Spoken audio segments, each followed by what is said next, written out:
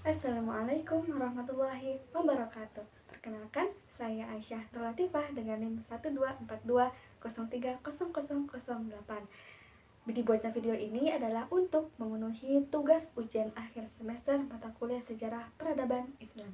Nah, di video ini saya akan menceritakan salah satu sejarah Islam, yaitu Kesepakatan Hudaybiyah. Apa sih Kesepakatan Hudaybiyah itu?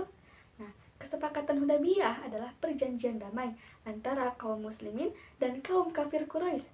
Nah, dalam kesepakatan itu juga mereka melakukan gencatan senjata selama 10 tahun. Nah, namun dalam proses pembuatan kesepakatannya itu bisa dibilang tidak mudah, teman-teman. Dan ada juga beberapa poin yang malah merugikan kaum muslimin begitu. Nah, bagaimana kisah kelanjutannya? Mari kita bahas. Kesepakatan Hudaybiyah ini terjadi di tahun ke-6 Hijriah. Bermula ketika Rasulullah bermimpi sedang menginjakkan kaki di Masjidil Haram. Dan Rasulullah merasa bahwa mimpi itu adalah petunjuk yang diturunkan oleh Allah kepada beliau agar Rasulullah dan kaum muslimin segera menunaikan ibadah umrah. Diceritakanlah mimpi tersebut kepada kaum muslimin dan kaum muslimin pun setuju untuk pergi ke Mekah. Mereka kan sudah di Madinah nih karena melaksanakan hijrah, dan karena inilah mereka hendak melakukan perjalanan kembali ke Mekah untuk melaksanakan umrah. Sebenarnya teman-teman, perjalanan Rasulullah dan kaum muslimin ke Mekah kala itu bisa dibilang cukup berbahaya. Mengapa? Karena kaum Quraisy yang ada di Mekah masih memusuhi mereka, masih dendam pada mereka karena kalah dalam perang Khandaq gitu.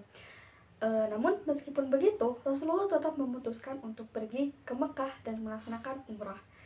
Dan beliau pergi bersama 1.400 orang sahabat. Dan karena memang niat mereka murni untuk melaksanakan umroh gitu, ya mereka pun hanya membawa sedikit persenjataan untuk berjaga-jaga, memakai pakaian ihram, dan tentu membawa hadiah, yaitu hewan yang dikhususkan untuk dikurbankan. Nah, setelah beberapa hari dalam perjalanan, sampailah Rasulullah dan kaum muslimin di kawasan Zulhulaifah. Mereka belum sampai di Mekah, hanya di Zulhulaifah. Di sana mereka itu melaksanakan sholat atau ya mungkin istirahatlah di sana gitu. Nah, di saat yang bersamaan, kaum Quraisy yang ada di Mekah itu mendengar kabar bahwa Rasulullah dan rombongannya hendak pergi ke Mekah. Dan di sana mereka yakin nih kalau Rasulullah itu hendak memerangi mereka kembali. Sehingga pemimpin mereka pada saat itu, yaitu Abu Sufyan, memerintahkan dan menyiapkan pasukan sekitar 3.000 pasukan untuk menghadang Rasulullah di perbatasan Mekah. Abu Sufyan memerintahkan kepada pasukannya untuk menghadang Rasulullah sebelum Rasulullah dan para kaum muslimin memasuki wilayah haram, tanah Mekah. Nah, mengapa? Sedikit informasi teman-teman, jadi tanah haram itu adalah tanah suci yang sejak zaman Nabi Ibrahim itu sudah ditekankan agar tidak ada peperangan dan pertumpahan darah di dalamnya.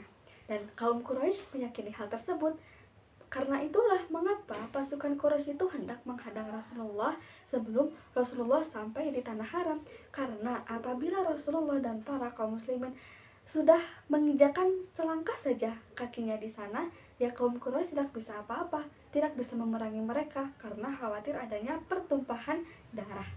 Rasulullah yang mendengar kabar kalau kaum Quraisy hendak menghadang mereka pun bertanya kepada kaum muslimin, apakah ada di antara kalian yang tahu jalan pintas selain jalan masuk utama ke Mekah? Nah, salah satu orang dari muhajirin mengangkat tangan, dia tahu nih, dan kemudian ya dia menunjukkan jalan pintas menuju Mekah selain jalan masuk utama. Setelah melakukan perjalanan lagi, sampailah Rasulullah dan kaum muslimin di perbatasan wilayah haram. Nah, tinggal selangkah lagi nih mereka masuk ke wilayah haram. Tapi tiba-tiba unta yang dinaiki Rasulullah itu mendadak duduk gitu, tidak mau bangun, seperti unta yang sudah kecapean gitu. Nah, para sahabat Rasul di situ mencoba membantu untuk membuat unta tersebut bangun. Namun tetap saja seberusaha keras apapun mereka, untanya tetap tidak mau bangun. Sehingga Rasulullah pun berkata, unta ini tidak mau berdiri karena Allah tidak menghendaki mereka untuk bangun. Seperti itu. Pada saat itulah Rasulullah memerintahkan kaum muslimin untuk mendirikan perkemahan di sana. Nah, wilayah yang dijadikan perkemahan oleh Rasulullah dan kaum muslimin itu dinamakan Hudaybiyah gitu. Hudaybiyah ini adalah hamparan tanah luas yang berbatasan langsung dengan wilayah haram. Di saat yang sama, pasukan Quraisy suruhan Abu Sufyan ini sudah sampai juga di Hudaybiyah, di perbatasannya begitu. Dan mereka malah ikut-ikutan mendirikan tenda di sana. Hanya saja kan Rasulullah dan kaum muslimin mendirikan perkemahan di wilayah Hudaybiyahnya, sedangkan pasukan Quraisy mendirikan perkemahannya di wilayah haramnya begitu. Nah, kaum Quraisy pun bertanya-tanya, mengapa nih Nabi Muhammad mendirikan perkemahan di sana?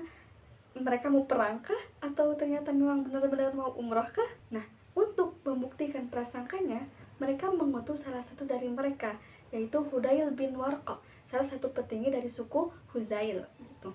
Nah, berangkatlah Hudail ke perkemahan Rasulullah. Bertanyalah Hudail bin Warqa kepada Rasul, hendak mungkin mengapa begitu Rasulullah dan kaum muslimin hendak pergi ke Mekah. Ya Rasul jawab, kalau beliau dan kaum muslimin yang lain ingin melaksanakan umrah. Nah, setelah mendengar jawaban tersebut, Hudail kembali ke Mekah dan menyampaikan apa yang ia bicarakan bersama Rasulullah. Tapi petinggi-petinggi Quraisy ini malah tidak percaya gitu. Dan mereka berprasangka kalau Nabi ini berdusta karena mereka yakin kalau Nabi ini hanya ingin berperang. Sehingga diutuslah orang kedua, yaitu Makhraj bin Habis. Nah, di sana Makhraj ini tidak seperti Hudail yang mengajak bicara Rasulullah, tapi Makhraj ini hanya mengelilingi perkemahan kaum muslimin, cuman melihat-lihat doang, menghitung jumlah kaum muslimin gitu, dan melihat bagaimana keadaannya. Nah, Rasulullah yang melihat Makhraj sedang berkeliling-keliling ini berkata kepada kaum muslimin bahwasanya Makhraj ini adalah seorang pengkhianat. Apa yang diucapkannya tidak selalu benar dengan kenyataannya. Dan ternyata memang benar saja. Sekembalinya Makhraj ke Mekah, dia menyampaikan kalau dirinya itu tidak yakin apakah Rasulullah dan kaum muslimin hendak melaksanakan umroh atau berperang. Padahal dia itu jelas gitu, melihat-lihat keadaan di perkemahan kaum muslimin. Mereka memakai baju ihram, membawa hadiah, tidak memakai baju perang gitu. Tapi dia malah berkata tidak yakin apakah Rasulullah dan kaum muslimin hendak berperang atau hendak umroh begitu. Makin bimbanglah itu kaum Quraisy gitu. Sehingga mereka mengutus orang ketiga, yaitu Huraish bin Alqamah, seorang kepala suku Al-Habishi. Nah, di saat perjalanan ke perkemahan, Rasulullah sudah melihat dan berkata kepada kaum muslimin bahwasanya orang itu memuliakan hadiah. Nah, saat itu Rasulullah pun memerintahkan untuk menjajarkan hadiah di depan perkemahan mereka, dengan tujuan agar Quraisy ini melihat hadiah-hadiah tersebut dan menjadi bukti gitu kalau kaum muslimin itu memang hendak pergi umrah. Dan benar saja begitu, Quraisy pun melihat hadiah yang sudah dijajarkan di depan perkemahan kaum muslimin.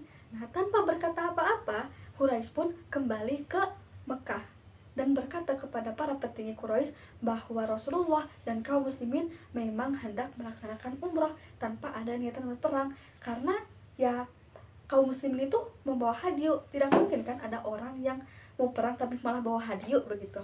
Nah, tapi ternyata petinggi-petinggi Quraisy itu masih tetap tidak percaya begitu. Sehingga diutuslah orang keempat. Siapa? Yaitu Urwah bin Mas'ud. Nah, Urwah ini berbeda sama utusan-utusan sebelumnya. Urwah ini punya strategi. Bagaimana strateginya? Yaitu membuat emosi kaum muslimin. Jika memang kaum muslimin terpancing emosinya, berarti kaum muslimin memang hendak berperang kembali begitu. Tapi jika tidak, berarti mereka memang benar-benar ingin melaksanakan umrah. Setelah beberapa saat kemudian, datanglah Urwah ke tengah-tengah kaum muslimin dengan memakai pakaian perang lengkap dari atas sampai bawah, bawa senjata juga. Melihat kedatangan Urwah yang memakai baju besi, Rasulullah pun memerintahkan salah seorang sahabat, yaitu Al-Mughirah bin Syu'bah, untuk memakai pakaian perang juga dan duduk di belakang Rasulullah untuk berjaga-jaga. Sesampainya Urwah di hadapan Rasulullah, Urwah pun berkata, "Apakah engkau hendak masuk ke Mekah dengan cara main paksa, wahai Muhammad?"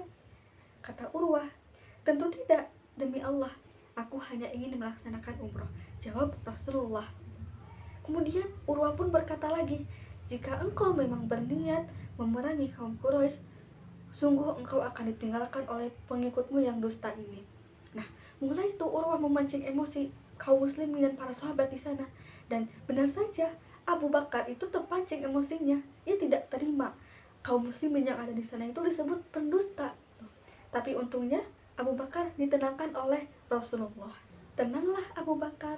Nah, di sana Urwah pun mulai geram nih. Dia ingin sekali menarik jenggotnya Rasulullah begitu. Nah, di sana teman-teman, dulu nggak dulu, sekarang juga mungkin ya, kalau ingin memancing emosi seseorang itu ya tinggal tarik jenggotnya saja begitu. Nah, Urwah itu ingin melakukan hal tersebut kepada Rasulullah, tapi sebelum tangannya sampai kepada Rasulullah, tangannya sudah dipukul oleh pegangan pedang. Oleh siapa? Oleh Al-Mughirah yang sudah bersiap di belakang Rasulullah begitu. Nah, Urwah kaget gitu, dia kesakitan dan bertanya-tanya sambil marah, "Siapa ini yang mukul tangan saya?" Sebelum Rasulullah hendak menjawab, Al-Mughirah pun berkata, "Singkirkan tanganmu atau aku akan memotong tanganmu." Seperti itu. Urwah pun kembali bertanya kepada Rasulullah, "Wahai Muhammad, siapa orang kasar ini?" Begitu. Dan Nabi Muhammad pun menjawab, "Apakah engkau tidak mengenalinya, wahai Urwah? Dia adalah keponakanmu sendiri." Plot twist ternyata. Urwah kaget dan Al-Mughirah pun berkata kembali kepada Urwah, "Wahai pamanku, walaupun engkau telah berbuat baik kepadaku, tapi ini adalah Rasulullah dan engkau tidak boleh menyakitinya." Dan di sanalah Urwah secara tidak langsung mengagumi kaum muslimin yang begitu teguh dalam menjaga Rasulullah SAW. Kembalilah Urwah ke Mekah dan menghadap petinggi kaum Quraisy begitu. Urwah mengatakan bahwa kaum muslimin tidak ada niatan untuk berperang, mereka hanya ingin umrah. Dan apakah di sana kaum Quraisy langsung percaya? Jawabannya tidak, teman-teman. Kaum Quraisy tetap tidak percaya, padahal sudah mengirimkan 4 utusan untuk memastikan ke perkemahan kaum muslimin. Nah, tapi tetap saja tidak percaya. Untuk kesekian kalinya, kaum Quraisy mengutus 40 orang pemuda untuk pergi ke perkemahan kaum muslimin, menyamar di sana dan menculik salah seorang dari muslimin begitu. Nah, dikirimlah mereka 40 orang pemuda ini. Tapi ternyata rencananya gagal karena mereka berhasil ditangkap oleh Umar bin Khattab. Nah, diikatlah mereka di rantai dan dijajarkan di depan perkemahan kaum muslimin dengan tujuan agar kaum Quraisy tahu nih 40 orang pemuda ini sudah ditangkap, mereka gagal jalanin perintahnya begitu. Nah, di sana gitu, kaum muslimin dan Umar ini sudah mulai kesal gitu. Ini sudah dikirim 4 orang utusan dari kaum Quraisy buat mastiin niat mereka datang ke Mekah yang padahal cuma ingin umrah, tapi tetap tidak percaya gitu. Nah, kaum muslimin pun mengusulkan kepada Rasulullah, "Apa kita perangi saja mereka, wahai Rasulullah?"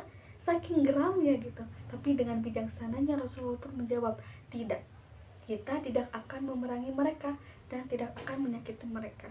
Dan Rasulullah pun memerintahkan kepada Umar untuk melepaskan 40 orang pemuda yang dirantai tadi. Kembalilah 40 orang pemuda itu. Nah, setelah kembalinya ke Mekah gitu, kaum Quraisy gitu, beberapa orang di sana itu sudah mulai ada rasa-rasa yakin gitu kalau Rasulullah memang ingin umroh gitu. Tapi ya petinggi-petinggi Quraisy-nya yang tidak yakin, yang tidak percaya, karena mereka yakinnya itu kalau Rasulullah hendak memerangi mereka lagi. Seperti itu. Nah, karena telah menunggu terlalu lama, Rasulullah pun memerintahkan kepada Umar untuk pergi menemui Abu Sufyan dan menjelaskan niat mereka sebenarnya, bahwa mereka hanya ingin umrah begitu. Tapi Umar bin Khattab itu menolak dan justru menyarankan mengutus orang yang mempunyai karakter tenang, bisa mengontrol emosi, dan masih satu suku dengan Abu Sufyan. Dan ternyata orang tersebut adalah Utsman bin Affan. Diutuslah Utsman ke Mekah untuk pergi menemui Abu Sufyan, dan ternyata memang benar saja gitu. Sesampainya di sana, Utsman ini disambut baik oleh petinggi kaum Quraisy. termasuk oleh Abu Sufyan gitu. Utsman disajikan makanan yang banyak gitu, diberikan tempat istirahat yang layak. Nah, namun saat Utsman mulai menjelaskan maksud kedatangan Rasulullah dan kaum muslimin ke Mekah, Abu Sufyan hanya diam saja, tidak menanggapi. Abu Sufyan malah menyuruh Utsman untuk tinggal beberapa hari di Mekah. Mengapa? Agar yakinlah akan keputusannya gitu. Dari sisi lain, Rasulullah yang menunggu kedatangan Utsman pun mulai cemas karena tidak ada kabar apapun tentang Utsman begitu. Kaum muslimin yang lain pun ya harap-harap cemas gitu. Tidak ada kabar dari Utsman. Ya sembari berdoa kepada Allah agar untuk keselamatan Utsman begitu. Nah, setelah beberapa hari tinggal di Mekah Utsman ini, nah Abu Sufyan tuh memutuskan untuk mengizinkan kaum muslimin pergi ke Mekah, tapi dengan beberapa syarat. Abu Sufyan memerintahkan wakil Quraisy yaitu Suhail bin Amr untuk pergi ke perkemahan kaum muslimin dan mendiskusikan beberapa kesepakatan. Utsmannya masih di Mekah dan Suhail bersama beberapa orang gitu dari Quraisy pun mendatangi perkemahan Rasulullah dan mereka bermusyawarah di sana secara lisan di tendanya Rasulullah, dan tercetuslah 5 poin penting yang disebut dengan kesepakatan Hudaybiyah. Apa saja isinya? Yang pertama, kaum muslimin dan kaum Quraisy wajib melakukan gencatan senjata selama 10 tahun. Tidak ada permusuhan, tidak ada perlakuan buruk terhadap masing-masing dari kedua belah pihak selama masa tersebut. Yang kedua, apabila ada seorang Quraisy yang hendak masuk Islam dan pergi ke Madinah tanpa seizin keluarganya, dia harus dikembalikan ke Mekah. Nah, tapi apabila ada seorang dari Madinah yang hendak kembali musyrik, dia tidak dikembalikan ke Madinah begitu.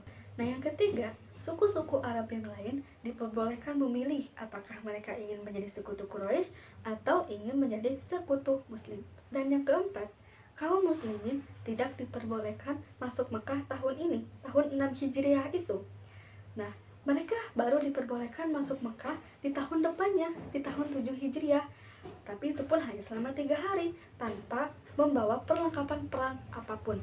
Dan yang kelima, yang terakhir, perjanjian ini diikat atas dasar kesadaran dan ketersediaan. Nah, itulah 5 poin dari kesepakatan Hudaybiyah.